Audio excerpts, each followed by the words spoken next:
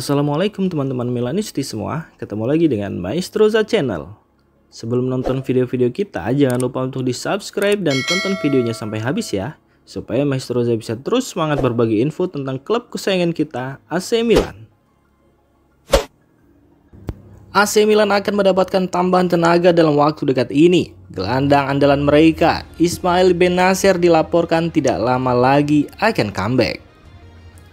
Bennacer bisa dikatakan salah satu pemain kunci AC Milan. Semenjak direkrut dari Empoli pada tahun 2019 silam, ia menjadi jangkar andalan lini tengah AC Milan. Musim ini, Bennacer belum sekalipun turun membela Milan.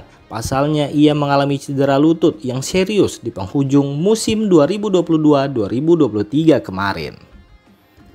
Jurnalis kenamaan Eropa, Fabrizio Romano, melaporkan bahwa AC Milan bisa segera melepas rindu dengan Bennacer karena sang gelandang sudah siap untuk kembali beraksi. Laporan tersebut mengklaim bahwa kondisi Bennacer saat ini sudah fit untuk bermain. Sang gelandang sudah berlatih bersama skuad AC Milan. Ia pun disebut sudah menyantap porsi latihan penuh di skuad Rossoneri, sehingga ia diyakini tidak lama lagi akan kembali beraksi di lini tengah Rossoneri. Menurut laporan Romano, Bennacer berpotensi turun membela AC Milan di akhir pekan ini. Rossoneri dijadwalkan akan berhadapan dengan Frosinone. Bennacer berpotensi meraih comeback di laga ini. Namun, tim medis dan tim pelatih AC Milan akan mengamati situasi sang gelandang terlebih dulu sebelum memutuskan apakah ia benar-benar siap untuk bermain atau tidak di laga ini. Laga melawan Frosinone merupakan laga yang wajib dimenangkan oleh Milan. Rossoneri butuh tambahan 3 poin karena mereka saat ini berjarak 6 poin dari Inter Milan yang menjadi pemuncak klasemen sementara Serie A musim ini.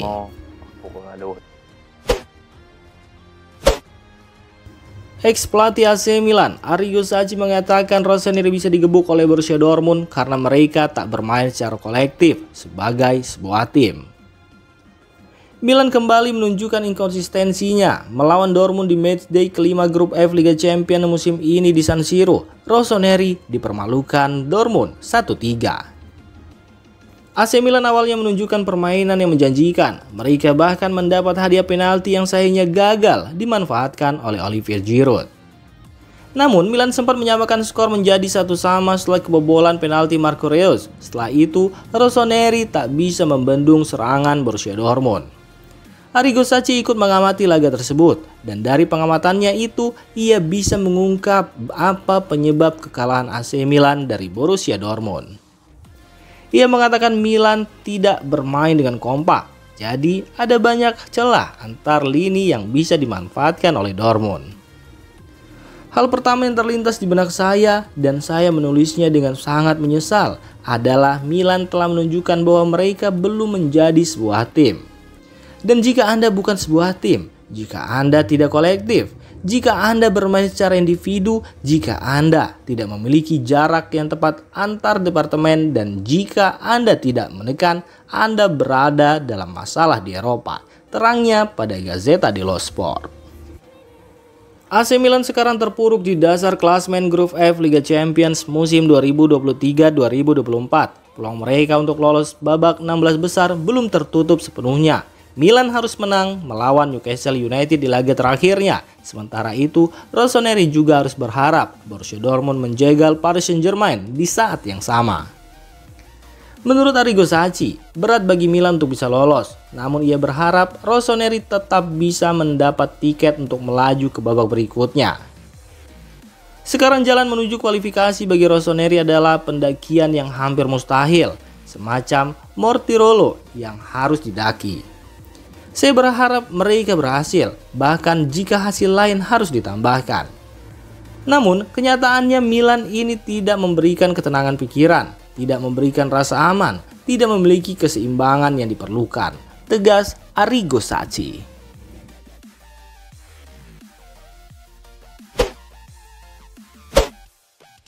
AC Milan sedang berada dalam situasi yang kurang baik. Rossoneri dikabarkan sedang mencari pelatih baru sebagai pengganti Stefano Pioli. Performa Milan pada musim ini memang terlihat sangat tidak konsisten. Rafael Leao menderita serangkaian hasil buruk belakangan ini. Terbaru, Milan dipermalukan Borussia Dortmund dengan skor 1-3 di San Siro. Hasil ini membuat peluang Rossoneri untuk lolos ke babak 16 besar Liga Champions sangat kecil. Pada ajang Serie A, AC Milan telah menderita 3 kekalahan dalam 13 laga di musim ini. Mereka sekarang berada di posisi ketiga dan terpaut 6 angka dari puncak klasmen.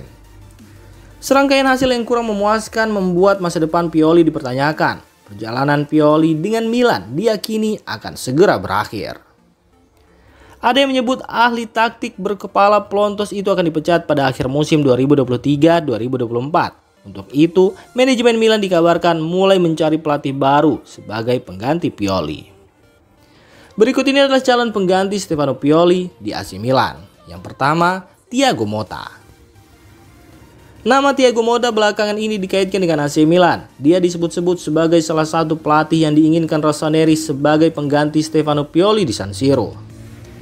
Thiago Motta saat ini tengah menangani Bologna. Mantan pemain Inter Milan tersebut memiliki sepak terjang yang cukup impresif selama menangani Irosoblu. Pada musim ini, Motta berhasil membawa Bologna bertengger di posisi 6 klasmen Serie A. Mereka baru menelan 2 kekalahan dan berhasil menahan imbang Juventus, Napoli, dan Inter Milan. Urutan kedua adalah Antonio Conte. Kualitas Antonio Conte sebagai pelatih sudah terbukti. Mantan juru taktik timnas Italia tersebut pernah membawa Inter Milan dan Juventus meraih juara Serie A. Saat ini, Conte sedang tidak berlatih klub manapun. Dia menganggur setelah hengkang dari Tottenham Hotspur pada bulan Maret lalu. Conte sendiri sudah menegaskan ingin kembali melatih pada awal musim depan. Dan AC Milan bisa menjadi salah satu tujuan Conte pada musim depan. Urutan ketiga adalah Andriy Shevchenko. Andriy Shevchenko memiliki karir bermain yang sukses bersama Milan. Dia kemudian menjadi pelatih timnas Ukraina setelah gantung sepatu. Shevchenko pernah bekerja di Serie A dengan menangani Genoa. Sayangnya, pria berusia 47 tahun tersebut gagal mendongkrak performa Irosoblu. Kini, Shevchenko bisa saja kembali ke San Siro dalam waktu dekat. Menurut laporan, Shevchenko telah menawari dirinya ke manajemen Rossoneri sebagai juru taktik. Urutan keempat adalah Andrea Pirlo. Setelah pensiun sebagai pesepak bola tahun 2018 silam, Andrea Pirlo menekuni karir sebagai pelatih. Juventus menjadi klub pertama yang dilatihnya. Pirlo menangani Bianconeri selama 1 musim. Dia berhasil mempersembahkan Coppa Italia dan Super Coppa Italiana selama melatih Juventus. Setelah meninggalkan Turin, Pirlo melanjutkan karir kepelatihannya bersama klub Liga Turki, Karagümrük. Dia saat ini melatih klub Serie B Sampdoria. Urutan kelima adalah Vincenzo Italiano. Vincenzo Italiano saat ini merupakan juru taktik Fiorentina. Pelatih berusia 45 tahun tersebut menangani La Viola sejak tahun 2021. Sebelum mengambil alih Fiorentina, Italiano pernah melatih Spezia dan Trapani. Dia membuat Fiorentina sebagai tim yang mampu menyulitkan tim-tim kuat Serie A. Pada musim ini, Fiorentina menduduki posisi 8 besar klasmen sementara Serie A. Mereka telah memetik 6 kemenangan, 5 kekalahan, dan 2 hasil imbang di Serie A musim ini. Urutan terakhir adalah Ignazio Abate. Ignazio Abate menghabiskan sebagian besar karir bermainnya di AC Milan. Pria berusia 37 tahun tersebut mencatatkan lebih dari 300 penampilan bersama Rossoneri. Setelah gantung sepatu pada tahun 2019, Abate menjalani karir sebagai pelatih. Dia memulai karir kepelatihannya bersama tim Primavera Rossoneri. Saat ini Abate berhasil menggapai kesuksesan bersama U19 Milan. Dengan demikian, mantan pemain Empoli itu punya peluang naik kelas ke tim senior Milan.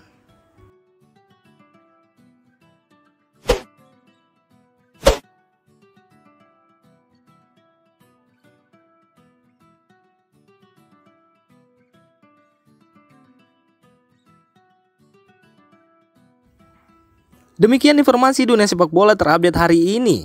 Untuk kamu yang gak mau ketinggalan seputar informasi sepak bola Eropa, silahkan like, subscribe, dan share video ini.